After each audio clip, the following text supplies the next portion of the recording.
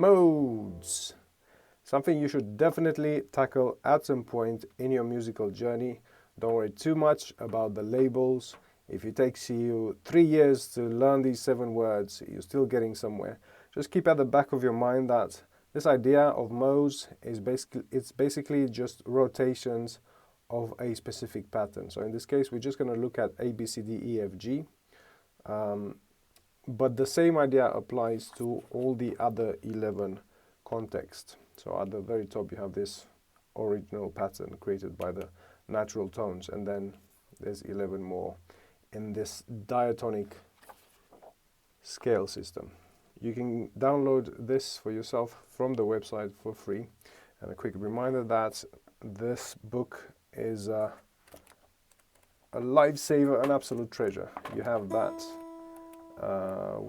somewhere here, that same diagram, and then 12 more illustrations to help you learn the basic hand positions. Very important for beginners and advanced players alike. I'm beginning to realize. Going back to modes, again, 7 labels. If you manage to memorize these, good on you. If it takes you 5 years, that's still fine. As long as you understand there's rotations of a particular pattern. Again, we're looking at A, B, C, D, E, F, G.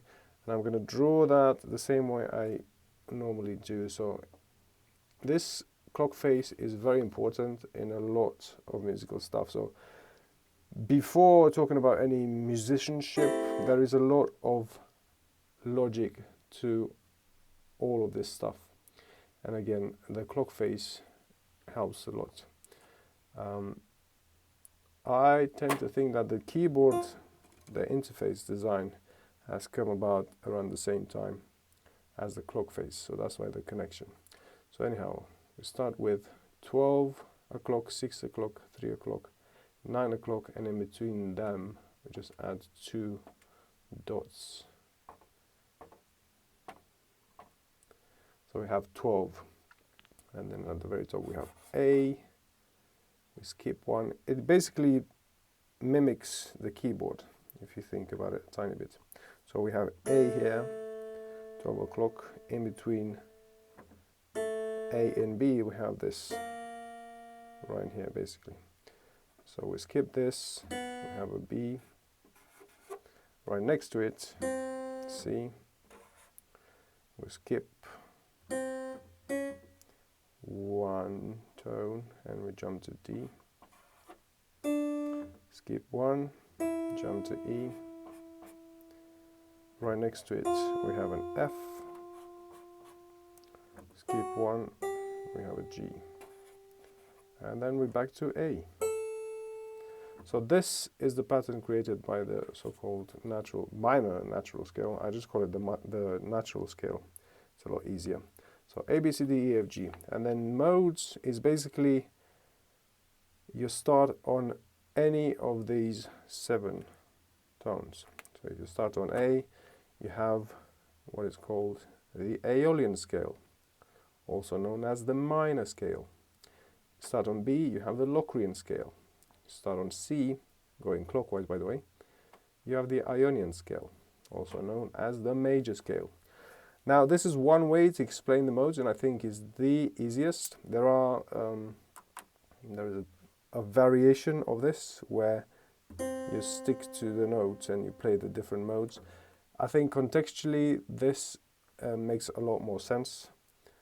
So once again on the piano, that's the Aeolian, and then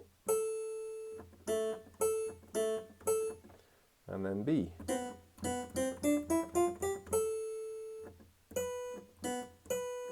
And so on. And when you hear music that is written in any of these modes, then it makes a lot more sense. And when you play along to that music, it also makes a lot more sense.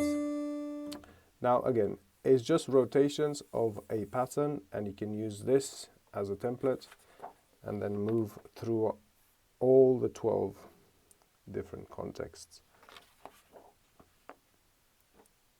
This is one of the most important modes after the Ionian mode, I would say. So you have E Phrygian in this case.